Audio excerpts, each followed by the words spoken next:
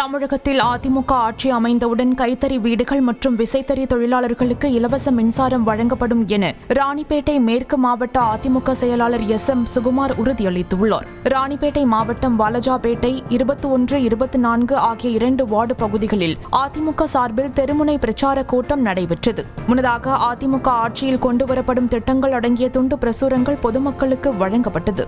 மீண்டும் ஐயா எடப்பாடியார் ஆட்சிக்கு வந்தோன்னே விசைத்தறிக்கு திருப்பி கொடுக்கப்படும். யார் ஆட்டோ ஓடுறீங்களோ 75,000 மானியம். அந்த போக மிச்ச பணத்தை கட்டினா அந்த ஆட்டோ சொந்தமா வாங்கிக்கலாம்.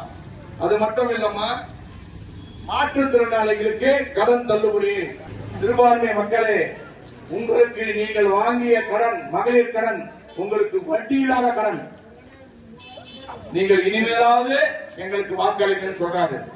அது மட்டும் இல்லாம கூட்டி 25,000 தரண்டாரு, ஆட்டோக்கு 75,000 தரண்டாரு. அதோடு மட்டும் இல்ல, இந்த பேருந்து, அந்த பேருந்துல நீங்க வாலாஜால இருந்து இந்த பக்கம் ராணிப்பேட்டை ஆற்காடுக்கு போலாம். வேற எங்க போனாலும் இப்போ அந்த பிங்க் பஸ் வருது. அந்த பிங்க் பஸ் காரி பக்கத்துல வரும்போது ஃபுல்லாகி போகுது. நம்ம போய் நின்று பார்த்துட்டு ஷேர் ஆட்டோல போறோம் ஆற்காடுக்கு ராணிப்பேட்டைக்கும்.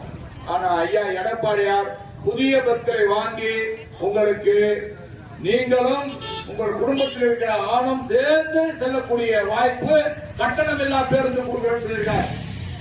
இவன் என்ன பண்றான், கூப்பிட்டு ஓசின்றான். ஆனா ஐயா கட்டணம் இல்லா பேருந்துன்னு சொல்லியிருக்காரு. அம்மா அவர் கொடுத்துட்டு 10 வாக்குறுதிதான், இன்னும் நிறைய இருக்குது. ஆனா இவங்க 520 பொய்யான வாக்குறுதி கொடுத்து உங்களை ஏமாற்றி வாக்கு பெற்று வெற்றி பெற்று இன்றைக்கு ஏமாற்றி கொண்டிருக்கிறார்கள். போற போக்குல நீங்க 5,000 ரூபாய் போயிருக்காங்க. அந்த 5,000 நீங்க நம்பாதீர்கள். அந்த 5,000 கணக்கில் வர வைத்து உங்களுடைய பாக்கியை நினைத்து பாருங்கள்.